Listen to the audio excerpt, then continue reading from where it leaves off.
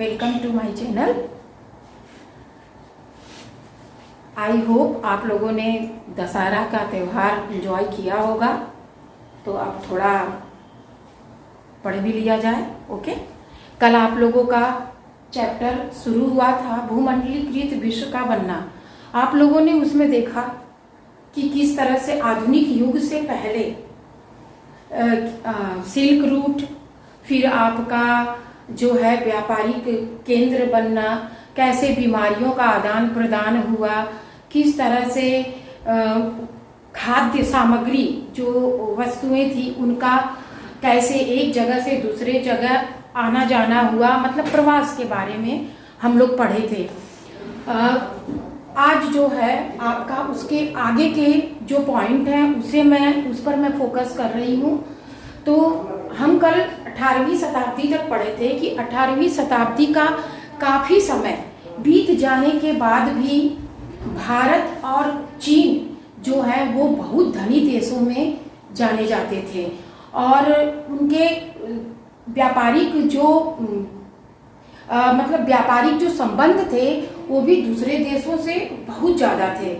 तो किंतु 18वीं शताब्दी के अंत में जाते जाते चीन जो है वो दुनिया से अलग थलग होने लगा, मतलब उसने अपने व्यापारिक संबंधों को कुछ हद तक कम कर दिया, जिसके चलते अमेरिका जो है वो व्यापार में आगे उसने अपने व्यापारिक संबंध बढ़ा दिए। कहने का मतलब ये है कि व्यापारिक संबंध चाइना जब कम कर दिया दूसरे देशों से, तो व्यापारिक संबंध अन्य देशों के साथ पश्चिम की ओर खिसकने लगा, जिसके कारण पश्चिम और यूरोपीय देश जो हैं, अमेरिका और यूरोपीय देश जो हैं वो अस्तित्व में आए और नए व्यापारिक केंद्र बनने लगे। उसमें ज्यादातर हम यूरोप को ही शामिल कर सकते हैं। ठीक, तो 19वीं शताब्दी के प्रारंभ में आते आते यूरोप जो है वो विश्व का एक व्यापारिक केंद्र बन गया। ये आपका 1815 से 1914 तक का हम ये पूरा जो है वो इस पॉइंट को हम देखेंगे। तो इस तरह यूरोप जो है वो सबसे अधिक व्यापार के मामले में सबसे अधिक जो है वो आगे निकल चुका था। अर्थशास्त्रियों द्वारा देखिए 19वीं सदी में दुनिया जो है वो तेजी से बदलने लगी। विनिमय मतलब व्यापार की जो परिभाषा थी वो एकदम भिन्न हो चुकी थी। क्योंकि उस समय नई नई तकनीक आ चुकी थी और यूरोप में कहीं न कहीं जो है वहाँ पर मतलब उद्योगों का एक औद्योगिक क्रांति की शुरुआत वहाँ हो चुकी थी, जिसके कारण सामाजिक, आर्थिक, राजनीतिक परिवर्तन बहुत ज्यादा देखने को मिले। लेकिन उसके बावजूद भी अर्थशास्त्रियों द्वारा ये कहा जाता है कि 19वीं शताब्दी के प्रारंभ में व्यापार में 3 चीजों का प्रवाह मुख्य रूप से था, जिसमें पहला था आपका वस्तु प्रवाह, जैसे कि किसी एक देश से दूसरे देश में वस्तुओं को भेजा जाता था। श्रम प्रवाह मतलब एक देश के मजदूरों को दूसरे देश में मजदूरी के लिए या कोई भी नौकरी के लिए उन्हें भेजना। और दूसरा था पूंजी, कि एक देश से दूसरे देश में या एक स्थान से दूसरे स्थान में कम या अधिक समय के लिए पूंजी को निवेश करना। तो ये 3 तरह के प्रवाह मुख्य रूप से विश्व में देखा गया और इसे हमारे अर्थशास्त्रियों ने 3 प्रवाह के रूप में दर्शाया है। लेकिन अर्थशास्त्रियों का ये भी कहना है कि कभी कभी वस्तुओं की जो आवाजाही थी वो तो कम थी, लेकिन उसके मुकाबले जो श्रमिकों की आवाजाही थी वो बहुत अधिक बढ़ती गई। कैसे बढ़ती गई ये आप आगे पॉइंट में देखेंगे। और पूंजी जो है वो उसका भी आदान प्रदान जो है वो कम ज्यादा मतलब होने लगा था। कहने का तात्पर्य यह है कि इन तीनों प्रवाहों में कोई चीज ज्यादा होने लगी थी, कोई चीज कम होने लगी थी, मतलब तीनों में स्थिरता नहीं थी कि एक जैसी ही प्रवाह जो है वो तीनों में पाया जाए। सबसे ज्यादा यहाँ पर इस चैप्टर में फोकस श्रम प्रवाह पर किया गया है कि किस तरह से एक देश से दूसरे देश में श्रम प्रवाह का आदान प्रदान व्यापार में देखा गया। दूसरी चीज है आपका कि विश्व अर्थव्यवस्था का उदय।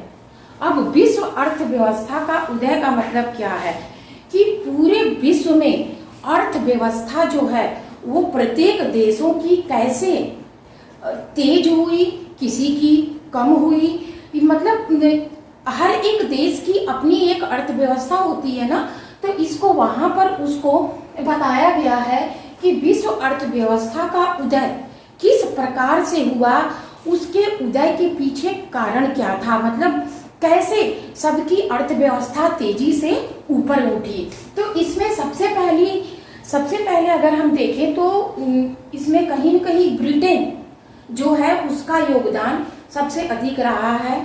19वीं शताब्दी के शुरुआत में देखा जाए तो ब्रिटेन की आबादी में तेजी से बढ़ोतरी हो रही थी, मतलब वहाँ की आबादी इतनी तेज बढ़ रही थी कि वहाँ खाने पीने की चीज़ों की कमी होने लगी, जिसके कारण जो है वहाँ बहुत सारी चीज़ों का उत्पादन जो है वो आबादी के अनुसार कम होने लगा।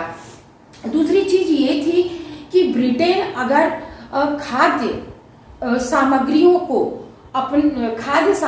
पर अगर आत्मनिर्भर बनने की कोशिश करता तो उसकी जो औद्योगिक प्रगति थी वो रुक जाती। तो उसने पूंजी को खाद्य सामग्रियों में अपने आप को आत्मनिर्भर करने के बजाय उसने अपने पूंजी को सबसे ज्यादा उसने किसमें लगाया, और उद्योगों में लगाया, जिसके कारण वहां की जनता जो थी उन्हें खाने पीने की चीजों की कमी पड़ने लगी।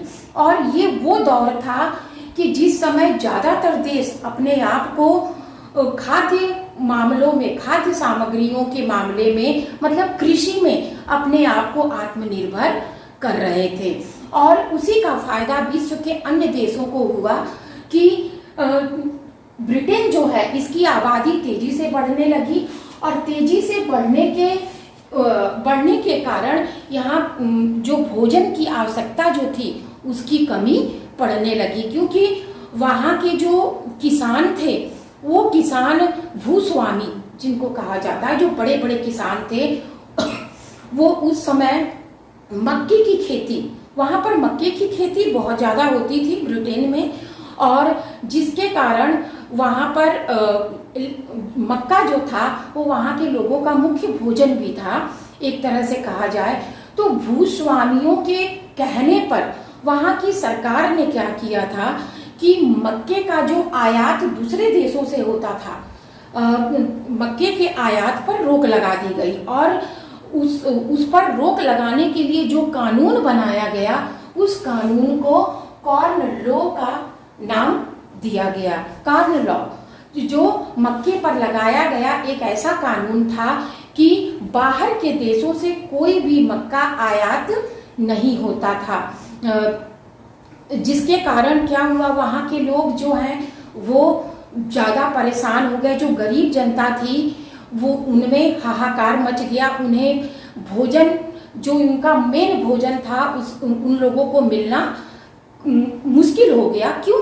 इसका भी एक रीजन है कि भूस्वामी जो वहाँ के थे ब्रिटेन के, वो जो मक्के का उत्पादन ब्रिटेन के खेतों में होता था, वहाँ के भूस्वामियों के द्वारा वो भूस्वामी जो है बहुत बड़ी कीमत, मतलब उनकी जो प्राइस थी, जो कीमत थी मक्के की वो अधिक थी उन मक्के की कीमतों की बजाय जो विदेश से आयात होते थे। यानी कि जो विदेश से मक्का आता था वो मक्का कम पैसे में वहाँ के लोगों को उपलब्ध हो जाता था, लेकिन जो मेन रूप से ब्रिटेन में उत्पादित होता था मक्का, वो मक्के की कीमत बहुत अधिक थी।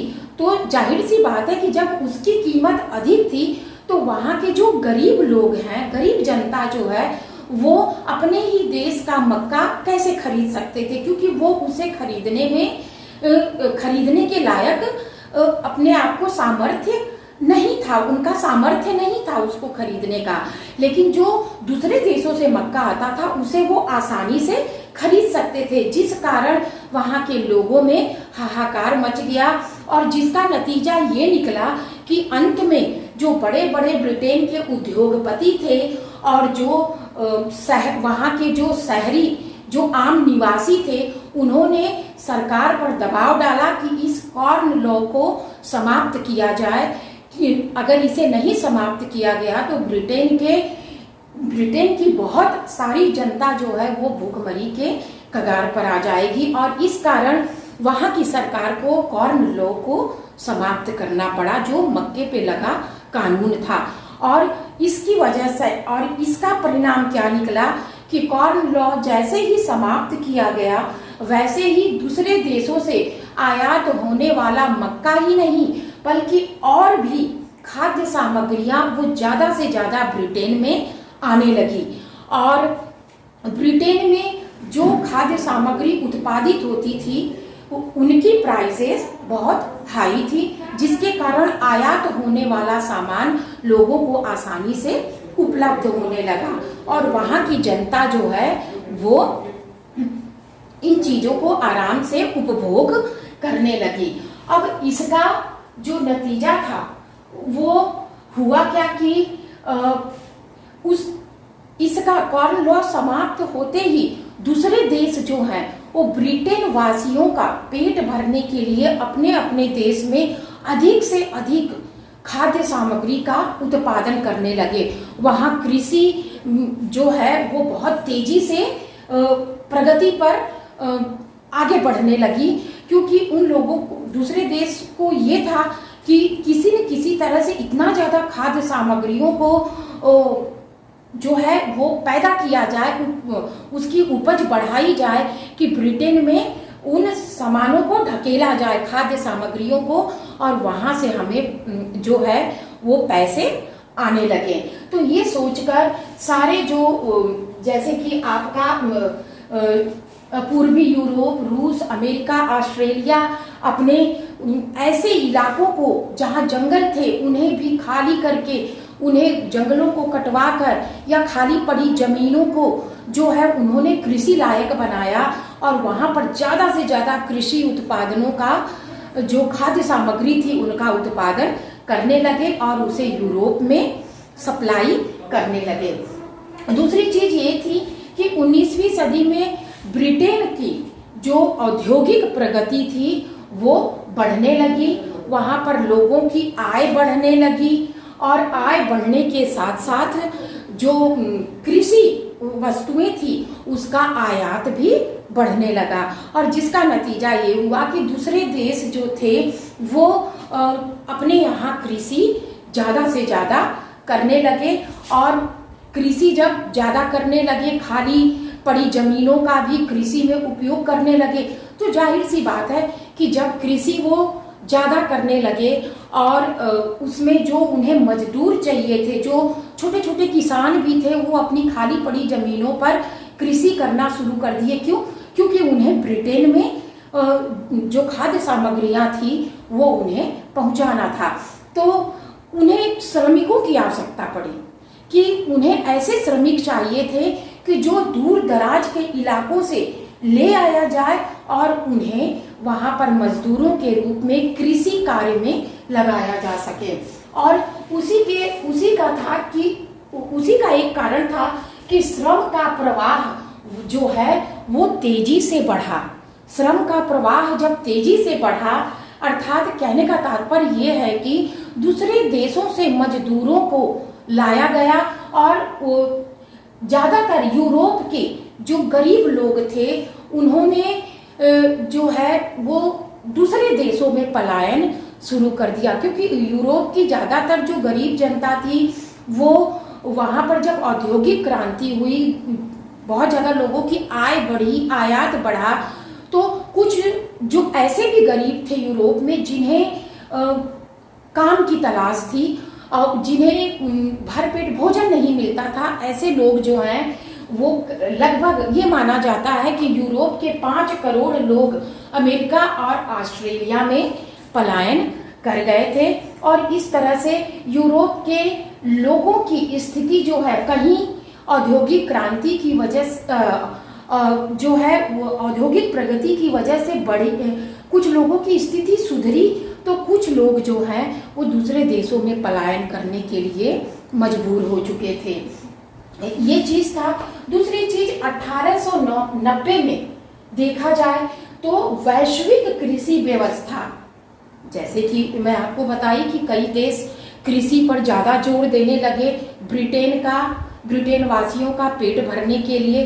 तो एक 1890 के अंत में जाते जाते मतलब 19वीं शताब्दी के प्रारंभ में जो है एक वैश्विक कृषि व्यवस्था का प्रारंभ हुआ। मतलब वैश्विक मतलब पूरे विश्व स्तर पर एक ऐसी कृषि व्यवस्था सामने आई जिसमें तकनीक मतलब जो टेक्नोलॉजी थी, जैसे कि हम कहते हैं ना मॉडर्न टेक्नोलॉजी, तो उस समय मॉडर्न टेक्नोलॉजी का धीरे धीरे, चूंकि ब्रिटेन में औद्योगिक प्रगति तेजी से हो रही थी, उसके कारण तकनीक की भूमिका सामने आई और कृषि व्यवस्था जो है वो तेजी से वो विश्व स्तर पर बड़ी होती गई।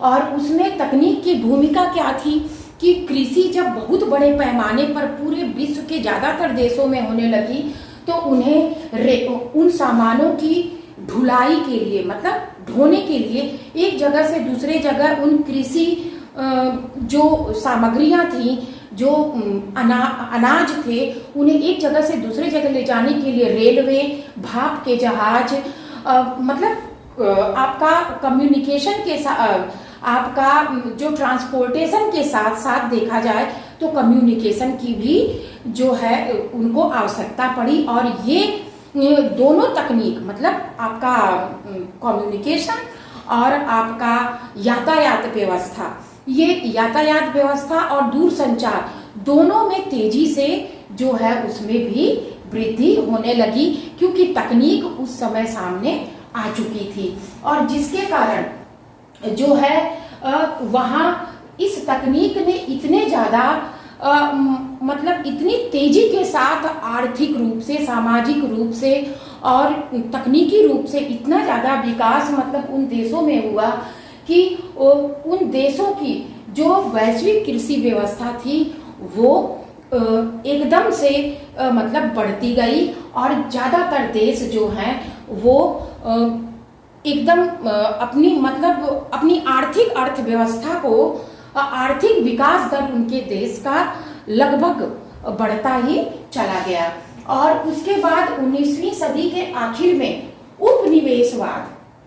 उपनिवेशवाद का जो है प्रारंभ हुआ 19वीं सदी के आखिर में। अब ये उपनिवेशवाद क्या होता है, कुछ बच्चे इसके बारे में जरूर कंफ्यूज होते हैं। तो उपनिवेशवाद का मतलब बेटा ये होता है कि दूसरे देश से आए हुए लोग किसी अन्य देश में अपनी कॉलोनी बसाएं या अपना एक नगर बसाएं। कहने का मतलब ये है कि एक देश दूसरे देश में आकर और वहां पर अपना जो है अपना साम्राज्य स्थापित कर ले। फॉर एग्जाम्पल जैसे भारत उपनिवेश था किसका, इंग्लैंड का। क्यों? क्योंकि वो लोग आए तो थे व्यापार के लिए, बट उन लोगों ने यहाँ पर जो है अपना साम्राज्य स्थापित कर लिया था, उनका एक उपनिवेश बन गया था। कि साधारण भाषा में अगर हम ये कहें तो जैसे कि कोई एक व्यक्ति अमेरिका जाता है काम करने के लिए इंडिया से, और वो उसका घर एक इंडिया में भी है एक वहाँ अमेरिका में भी है, तो वो उसका उपनिवेश हो गया और यहाँ इंडिया में उसका यहाँ भी निवास है वहाँ भी है। तो ये वो अलग चीज हो गया, लेकिन एक साधारण सा मतलब आपको एग्जाम्पल बता रही हूँ। तो ये उपनिवेशवाद का मतलब ये है कि दूसरे देशों पर अपनी विजय प्राप्त करके उसे अपने कब्जे में ले लेना और अपना शासन चलाना। ये उपनिवेशवाद की शुरुआत 19वीं सदी के आखिर में हो चुकी थी। और जब उपनिवेशवाद की शुरुआत हुई तो स्वतंत्रता और आजीविका जो है वो लोगों की छीनने लगी। ये आपके लिए कोई नया वो नहीं है।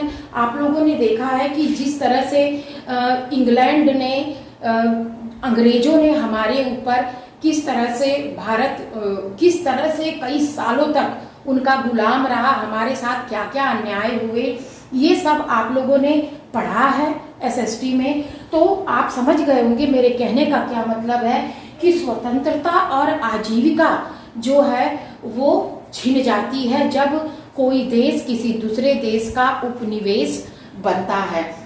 तो उपनिवेशवाद की जब शुरुआत हुई तो आर्थिक, सामाजिक, राजनीतिक कई परिवर्तन देखने को मिले। और उपनिवेशवाद ऐसा नहीं है कि सिर्फ किसी एक देश को उपनिवेश किसी एक अन्य देश के द्वारा बनाया गया था। कई देश जो थे वो उपनिवेशवाद के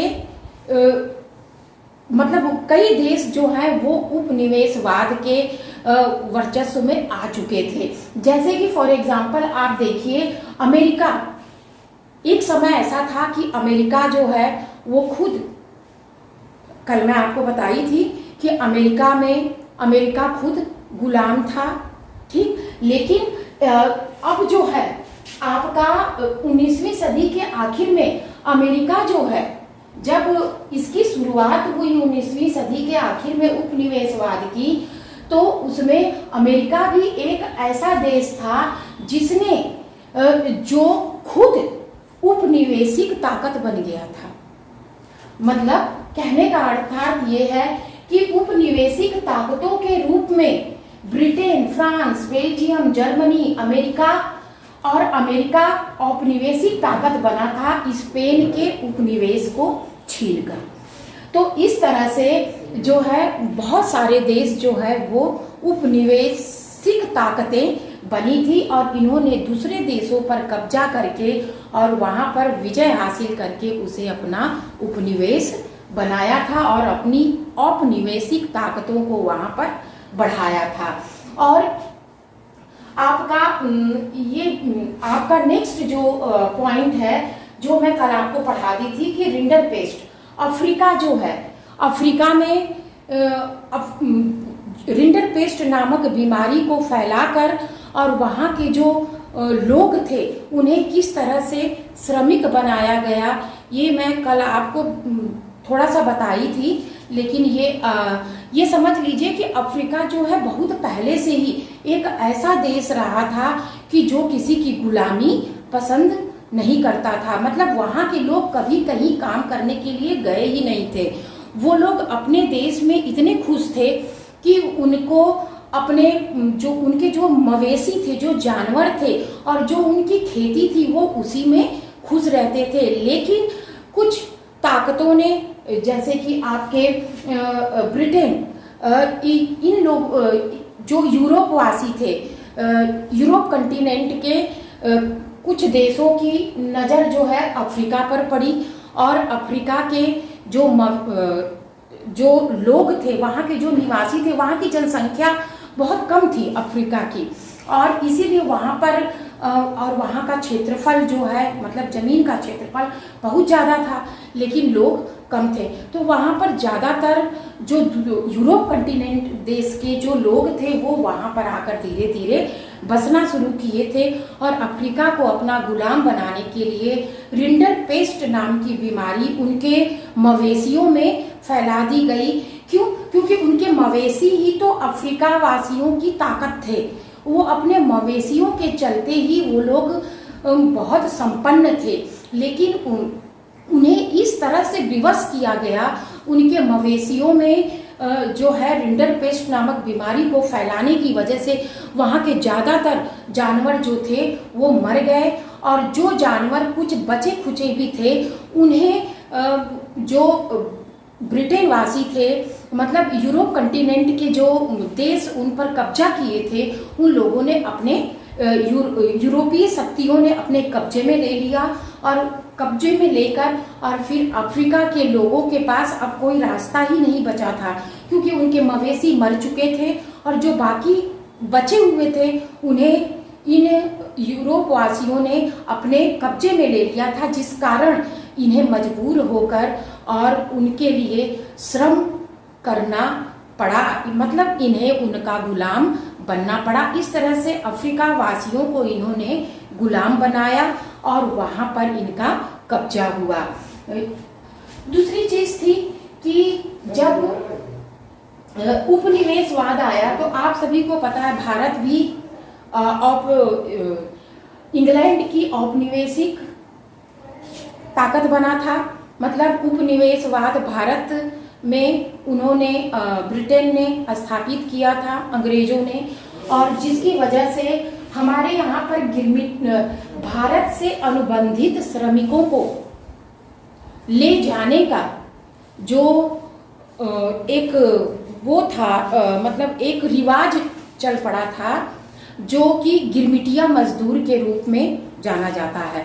गिरमिटिया मजदूर का मतलब ये होता है कि भारत से जिन श्रमिकों को विदेश दूसरे देशों में, यूरोप कंटिनेंट के देशों में या अन्य किसी भी देशों में ले जाया जाता था, तो उनके साथ एक एग्रीमेंट किया जाता था, और वो एग्रीमेंट जो था वो 5 सालों के लिए होता था। उस एग्रीमेंट के तहत जो श्रमिक बाहर कमाने के लिए जाते थे, श्रमिक के रूप में जाते थे, उन्हें गिरमिटिया मजदूर कहा जाता था।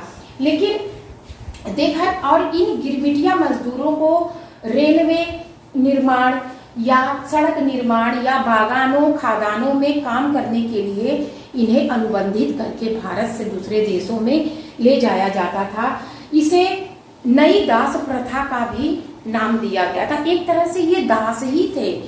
दास क्यों कहा गया इन लोगों को? क्योंकि इन्हें हमारे देश में इतना मजबूर कर दिया गया था कि इन्हें दूसरे देशों में पलायन करना पड़ा था।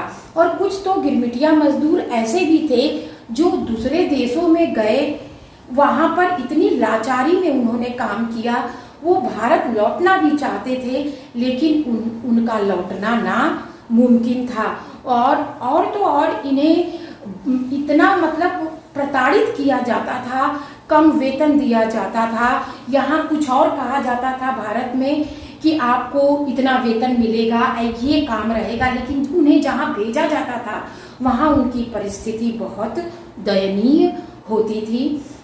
इस तरह से इन मजदूरों को जो है एक देश से दूसरे देश में, मतलब हमारे भारत से वहाँ दूसरे देशों में भेजा जाता था, और ये अपनी मजबूरी में ये पलायन करते थे। कुछ तो कर में डूबे होते थे, कुछ के पास कृषि ही नहीं रह गई थी। तो इस तरह से कई प्रकार की इनके पास मुश्किलें थी, कुछ तकलीफें थी, जिनकी वजह से इन्हें गिरमिटिया मजदूर बनना पड़ा, और अनुबंध के तहत इन्हें दूसरे देश में पलायन करना पड़ा था। दूसरी चीज है कि ये गिरमिटिया मजदूर जो नई दास प्रथा थी, इसे समाप्त किया गया, बट थोड़ा समय लगा, और इसे समाप्त किया गया था 20वीं सदी में। 1921 में इस प्रथा को समाप्त कर दिया गया, जब इसका बहुत जोर शोर से विरोध किया गया। लेकिन फिर भी जो गिरमिटिया मजदूर दूसरे देशों में थे, वो फिर वहां से कुछ वापस आ गए, लेकिन कुछ तो वहीं पर बस गए। और जो वहां पर बसे थे उनको, उसमें आप लोग वेस्ट इंडीज के प्लेयर जो हैं उनका नाम सुने होंगे, शिव नारायण चंद्रपॉल, जो वेस्ट इंडीज के क्रिकेटर, जो मतलब अब पता नहीं वो है कि नहीं है, आई डोंट नो। तो ये इनका नाम आपने सुना होगा। ये भी अनुबंधित मजदूरों के ही वंशज थे, इसीलिए इन लोगों के नाम जो हैं वो आपका भारतीय लगता है। अब ठीक उसी तरह से साहित्यकार वीएस नायपॉल थे, ये भी नोबेल पुरस्कार विजेता साहित्यकार हैं। ये भी जो है अनुबंधित मजदूरों के ही वंशज रहे हैं। अब विदेश में भारतीय उद्यमियों का जो सहयोग रहा है वो भी कम नहीं रहा है। उन्होंने छोटे छोटे किसानों को जो है लोन पर पैसे देकर उन्हें कृषि कार्य में या अन्य कार्यों में लगाया था। इस तरह से जो भारतीय उद्यमी थे विदेशों में, उन्होंने भारतीयों की स्थिति को कुछ सुधारने की कोशिश की थी। दूसरा चीज है भारतीय व्यापार, उपनिवेशवाद, वैश्विक व्यवस्था, ये औद्योगिकरण और ब्रिटेन। तो ये सारी चीजें हम लोगों ने देखा कि किस तरह से गिरमिटिया मजदूरों को ले जाया गया। एक तरह से देखा जाए बेटा तो ये हम ये कह सकते हैं कि गिरमिटिया मजदूर जो थे ये ज़्यादातर, मुझे ऐसा लगता है कि ज़्यादातर तो इन्हें यूरोप कंटिनेंट में के देशों में ही ले जाया गया था, क्योंकि सबसे पहले औद्योगिक क्रांति जो है वो आपके यूरोप कंटिनेंट के देश इंग्लैंड में ही हुई थी। और औद्योगिक क्रांति जो है उसकी जब शुरुआत हुई ब्रिटेन में, तो उस समय वहाँ पर श्रमिकों की सबसे ज़्यादा ज़रूरत थी और उन श्रमिकों के लिए भारत से श्रमिक वो सस्ते दामों पर ले जाते थे, क्योंकि इनको वहाँ के मजदूर तो सस्ते दाम पर मिलते नहीं, सस्ती कीमत पर। तो इन लोगों ने, और हम इनके गुलाम थे ही, भारत इनका गुलाम था ही, जिसके कारण इन लोगों को बहुत सस्ते मजदूर जो हैं वो भारत से उपलब्ध होते थे और ये वहाँ पर जो है ले जाकर और अपने उद्योगों में भारतीय मजदूरों से काम ज़्यादातर करवाते थे। अब एक और चीज है कि भारतीय व्यापार का फायदा जो है इन्होंने कैसे उठाया था। तो भारतीय व्यापार से एक तो हमारे यहाँ से, भारत से जो महीन कपास होता था उसका निर्यात जो है सबसे ज़्यादा दूसरे देशों में होता था, लेकिन जब औद्योगिकरण ब्रिटेन में होने लगा तो महीन कपास का उत्पादन सबसे अधिक ब्रिटेन में होने लगा, जिस कारण भारत का जो कपास था उसका निर्यात जो है वो धीरे धीरे कम होने लगा और उसी की वजह से जो है भारत में निर्यात कम होने लगा और भारत जो है वो, भारत के जो कपड़े थे, जो वस्तुएं थी, वो दूसरे देशों में कम, उसका जो निर्यात था वो कम होने लगा और निर्यात कम होने की वजह से भारत जो है वो धीरे धीरे उसके व्यापार में घाटा होने लगा। और दूसरी चीज थी कि इंग्लैंड जो था यानी कि ब्रिटेन, वो हमारे देश में अफीम की खेती करवाता था। अफीम की खेती पर उसने ज़्यादा ध्यान दिया, कपास की खेती को बंद करवा के उसने अफीम की खेती करवाई। अफीम की खेती क्यों करवाई? क्योंकि अफीम जो था वो अंग्रेजों को चाहिए था चाइना को देने के लिए। क्यों चाहिए था? क्योंकि चाइना के लोग अफीम का सेवन ज़्यादा करते थे और अफीम उन लोगों को देकर, चाइना को, भारत का अफीम चाइना को देकर और चाइना से चाय, उच्च क्वालिटी की चाय इंग्लैंड अपने देश में मंगवाता था, मतलब अंग्रेज मंगवाते थे और इसीलिए उन्होंने भारत में अफीम की खेती करवाई। और उसी के चलते आपका व्यापार अधिशेष जो है ये अस्तित्व में आया। ये क्या होता है व्यापार अधिशेष? इसे समझ लीजिए। व्यापार अधिशेष का मतलब होता है जब कोई एक देश दूसरे देश से व्यापार करता है तो उस देश से जो जो आयात चीजें होती हैं वो उस देश की वो ज्यादा पैसे वसूलता है एक देश, और अपनी चीजें जो है वो कम दाम में उस देश को बेचता है, जिसके कारण उसमें जो एक देश को मुनाफा होता है वही व्यापार अधिशेष कहलाता है। और ये व्यापार अधिशेष मैं आपके अगले वीडियो में अच्छे से आपको समझाऊंगी। बहुत ज़्यादा लंबा वीडियो बन चुका है बेटा, इसलिए ये वीडियो मैं यहीं ख़त्म करती हूँ। कल इसका अंतिम पार्ट आपको मैं समझाऊंगी।